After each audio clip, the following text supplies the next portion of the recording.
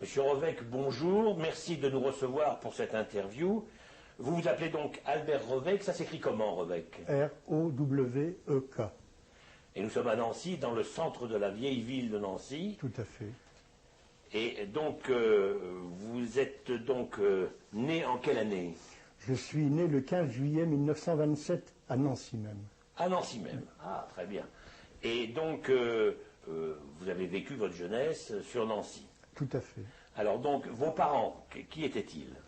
Mes parents étaient de braves gens, comme il y en a tellement. Mon papa était serrurier d'art. Ma maman a élevé ses 5 enfants. Ah, vous avez 5 frères et sœurs.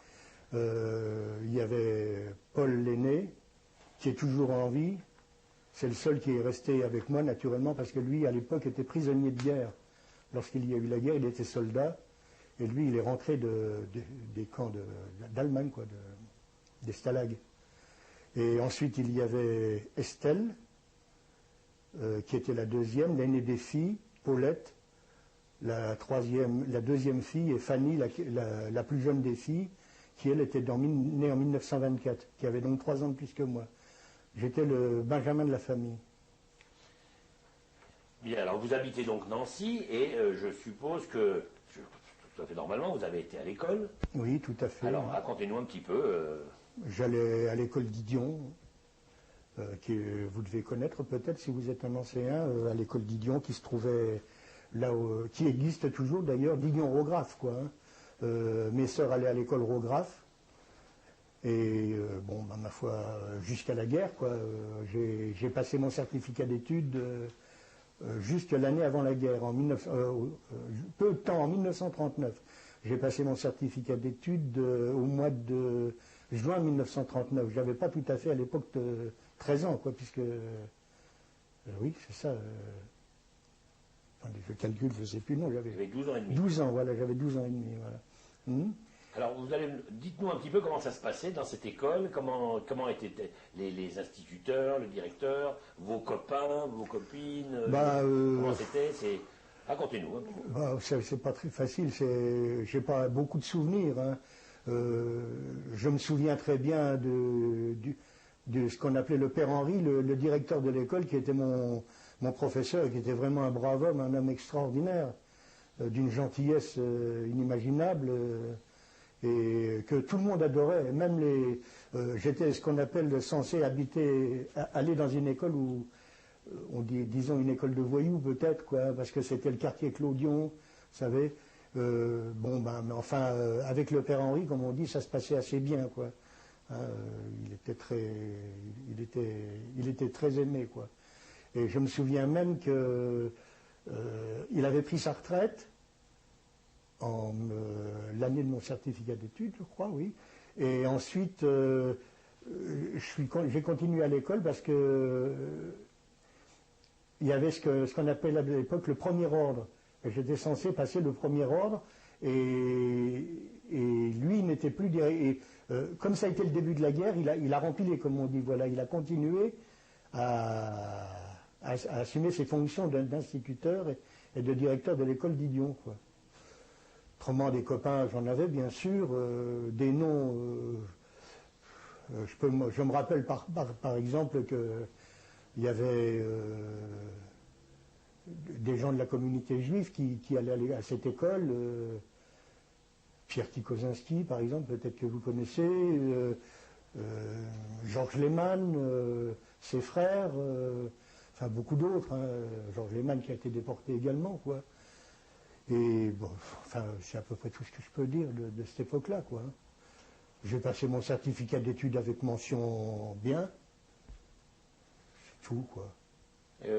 Dans cette école, il y avait toutes les nationalités, un petit peu? Toutes les nationalités, beaucoup de juifs polonais aussi, hein. Mon petit cousin allait à l'école également, à l'école d'Idion, mon petit cousin qui est décédé, hein, qui est mort en déportation, qui a été déporté par le même convoi que moi. Ma petite cousine allait à l'école Rographe, à l'école de filles. Elle était toujours première. Moi, j'étais un élève moyen, quoi.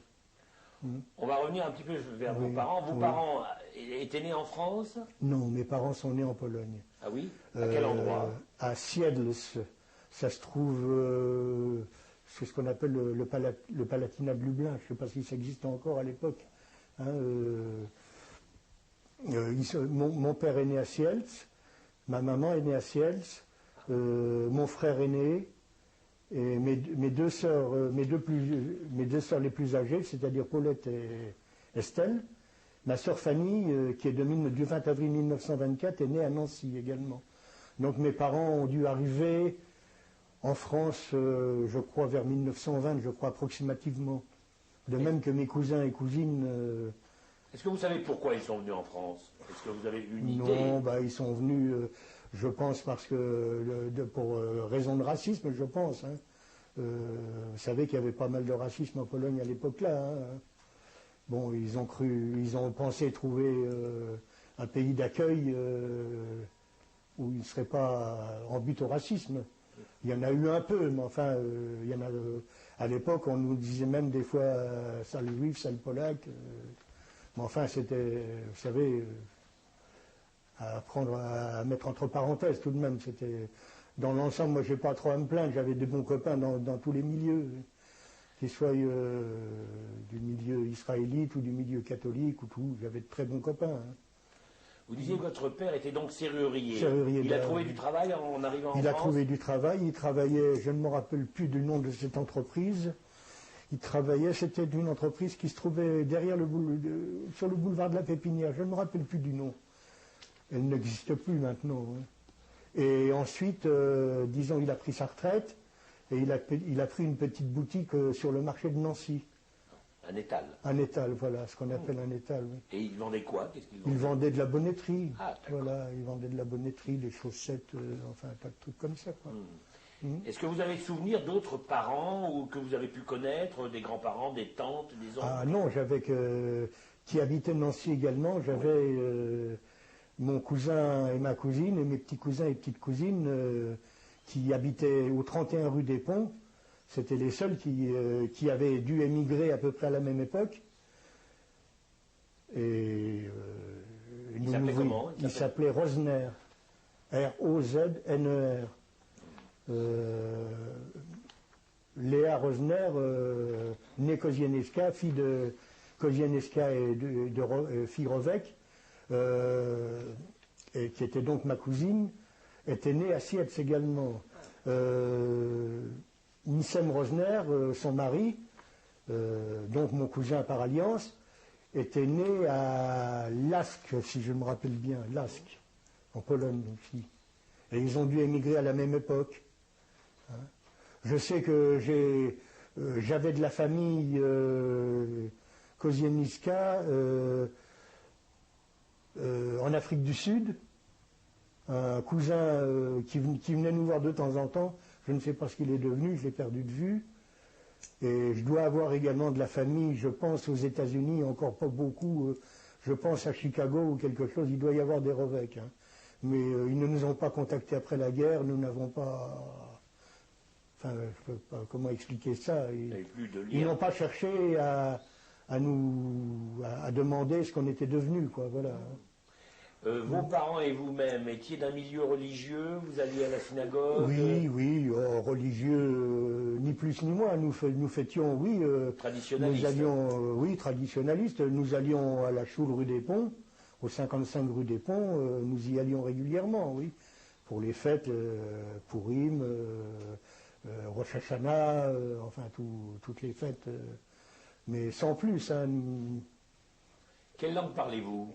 Moi, je parle uniquement le français. À l'époque, je parlais le yiddish, je l'ai presque oublié. Je connais encore quelques bribes parce que la vie a fait que j'ai pas eu trop de contact.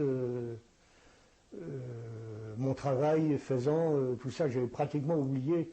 J'apprenais également l'hébreu à l'époque. J'allais à la Choule rue des Ponts et j'apprenais l'hébreu.